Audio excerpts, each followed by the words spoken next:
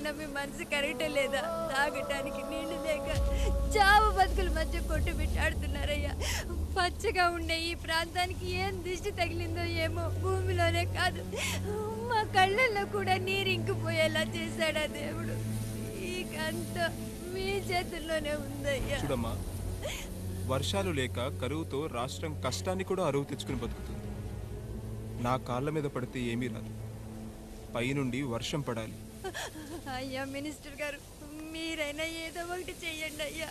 నేనేం చేయనమ్మా, ఇక దేవుడే మిమ్మల్ని కాపాడాలి. ఎవడొస్తాడో మిమ్మల్ని కాపాడడానికి.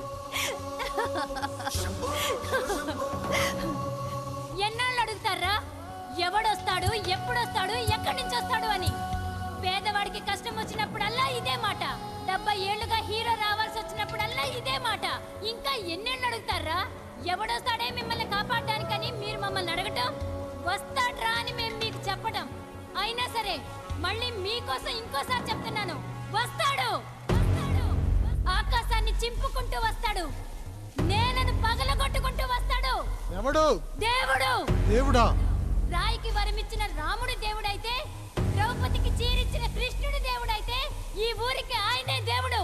ఆ దేవుడికి ఇంకో పేరే రాయుడు, పాపారాయుడు. పాపారాయుడు.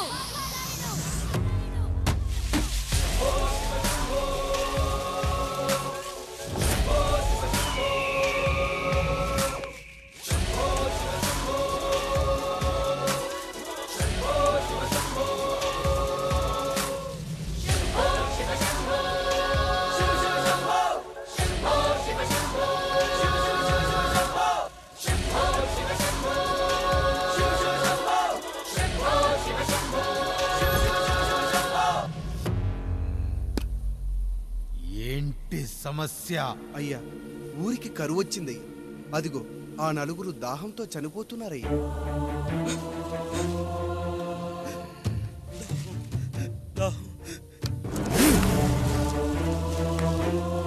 పాపారాయుడు తీర్పు ప్రకటిస్తున్నాడు. ఈ గ్రామం ఇంతకు ముందెప్పుడు ఎదురవ్వని సమస్య. అందుకే ఈ సమస్యని నా సర్వేంద్రియాలను కేంద్రీకరించి, నవరంధ్రాలను బిగించి ఆలోచించి ఈ నా తీర్పు ప్రకటిస్తున్నాను. దాహంతో అలమటిస్తున్న ఆ నలుగురికి వెంటనే బావులు తవ్వించి వాళ్లకు నీళ్ళివ్వండి. అంత సమయం లేదయ్యా. మరో 5 నిమిషాల్లో వారి చేత నీళ్లు తాగించిపోతే చచ్చిపోతారయ్యా. పూజారి, మరేంటిప్పుడు దీనికి పరిష్కారం? నృత్యం.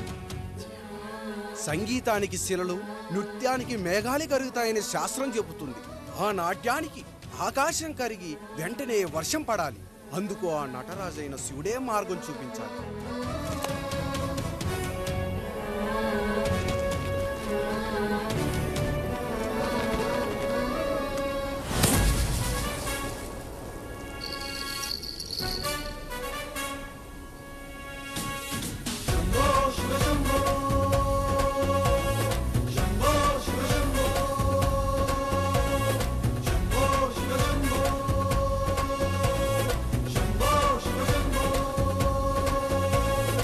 ఆకాశంలో మేఘాలన్నీ ఆవేశంతో ఏకం కాని ఊపిరి శబ్దం ఎదలో శంఖం పూరించే వేళ, నెట్టూర్పుల్లో నిర్వేదాన్ని, పడగాలుల్లో సందేశాన్ని, పడగళ్ళయ్యే ఆహ్వానాన్ని పంపించే వేళ, పాదమే ఆడే నాదం ధమరుకమే కాదా, ప్రాణమే చేసే గానం గంగకు గుడి కాదా, గొంతులో దాహం దేహం దహించే వేళ, నటరాజుగా రాజుని నేరుగా చూసిన నింగిక నేలకు నది కాదా.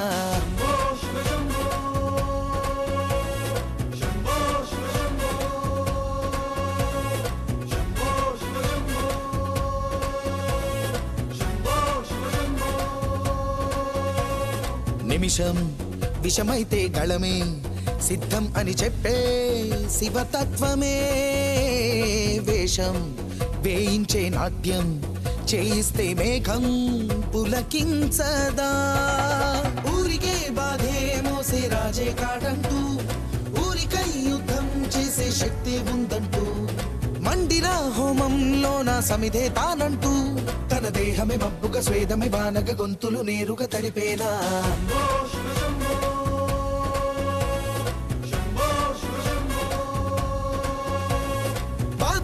మండే గుండెకు నేనున్నానంటూ గొంతులో గరళం నేనే మోస్తాలే అంటూ అమృతం పంచే తీరు చూస్తూ ఊరంతా తన మాటని గీతక చేతని లీలక దేవుని తీరుగా కొలిచేలా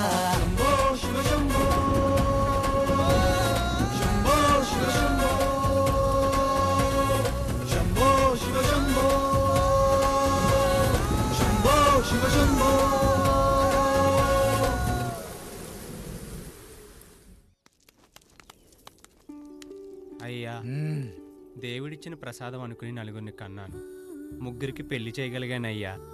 ఈ ఊరు ఏమిచ్చినా మీరు తీసుకుంటారు కదయ్యా, ఇది మిగిలిపోయింది, తమరే ఏదో ఒకటి చెయ్యండి అయ్యా.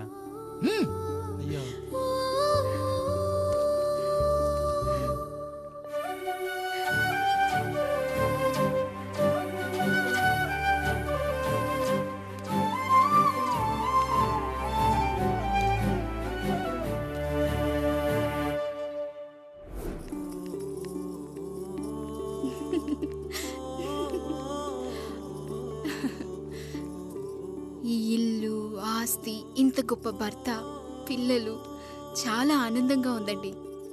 కానీ నాకు ఒకటే లోటు, మన తర్వాత మన పిల్లల్ని చూసుకోవడానికి వీళ్ళకొక అన్నయ్య కావాలండి. అచ్చం మీ పోలికలతో వీళ్ళకొక అన్నయ్యని కందామండి. నువ్వు అడిగితే కాదనగలనా?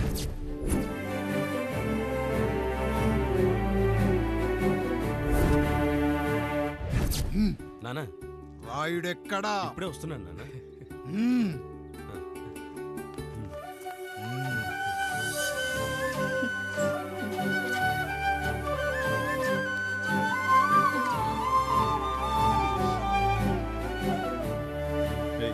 చూడరా, మీ అన్నం మీద పగ తీర్చుకోవడానికి నీకు ఇదే సరైన సమయం. పర్లేదంటావా? ఏం పర్వాలేదు. అయ్యా. ఎరా రంగా, ఏం కావాలో అడగరా. నీకంటూ ఏమి ఇవ్వలేదు, నువ్వు ఏమి అడగలేదు, చెప్పరా. మా అన్నకు నాకు పడట్లేదయ్యా. తోడ పుట్టినవాడని చాలా సహించాను, అడ్డమైన దానాలు చేసి ఆస్తి మొత్తం పోగొట్టాడు. ఇప్పుడేం కావాలరా? కొద్దిగా ఈ కత్తి తీసుకొని వాడిని చంపి పెట్టండి అయ్యా.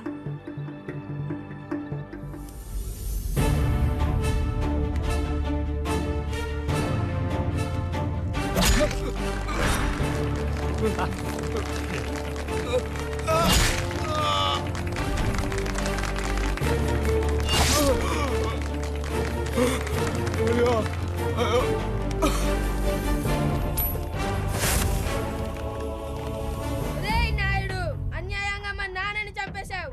గుర్తుంచుకో, ఈ నాయుడి కొడుకు నీ కుటుంబం పాలిట సైనికుడిగా మారబోతున్నాడు.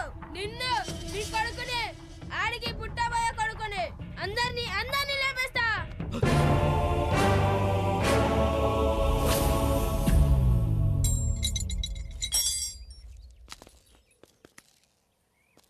ఏం జరిగింది? మీరు హత్య చేసినట్టు ఇప్పుడే సమాచారం అందింది. తగిన సాక్ష్యాధారాలు పరిశీలించిన పిమ్మట మీకు యావజ్జీవ కారాగార శిక్ష, 2000 రూపాయల జరిమానా విధిస్తూ అరెస్ట్ చేస్తున్నాను. అయ్యగారు నా కోసం చేసిన త్యాగాన్ని హత్య అంటుందా మీ చట్టం? ఇదెక్కడ న్యాయం? మనిషికి ఇచ్చిన మాట నిలబెట్టుకుంటే అరెస్ట్ చేస్తారా? ఏ దేశంలో ఉంది చట్టం? నన్ను ఏం చేయమంటారు రాయుడు గారు? 9వ తరగతి చదివి ఊర్లో గాలికి తిరుగుతున్నా నన్ను మీ మనిషి ఒకడు పోలీస్ స్టేషన్లో ఉండాలని నన్ను ఎస్ఐన్ చేశారు. సాటి మనిషిని స్వేచ్ఛగా హత్య చేసుకోవాలని దౌర్భాగ్య స్థితిలో బతుకుతున్నాం మనం. మీరు చేసిన ఈ గొప్ప పనిని అర్థం చేసుకునే సంస్కారం, విజ్ఞత, విజ్ఞానం మాకు లేవు సార్, మాకు లేవు.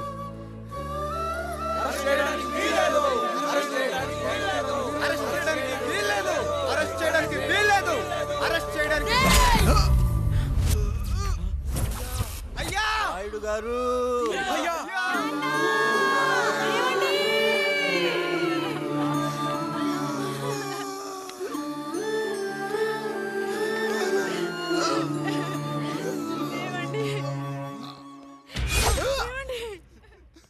నొప్పిగా ఉందిరా.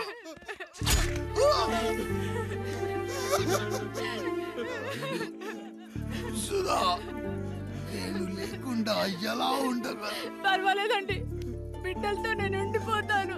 అయ్యో, ఈ పాడు సమాజం నిన్ను మనశ్శాంతిగా బతకనివ్వదు. ఇంతమంది పిల్లల్ని చూసుకుంటూ భర్త లేకుండా ఎలా బతకగలం?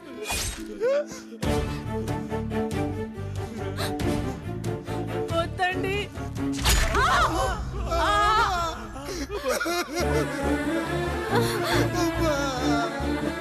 రాయుడు, బిడ్డలు జాగ్రత్త. ఈ రోజు నుంచి వీళ్ళంతా నీ తమ్ముళ్ళు చెల్లెళ్ళు కాదు, నీ బిడ్డలు.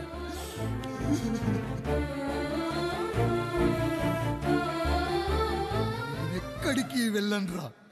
నీ కష్టం వస్తే ఒక్కసారి నాన్న అని పిలవరా. ఆ సమాధిలోంచి అయినా లేచొస్తా.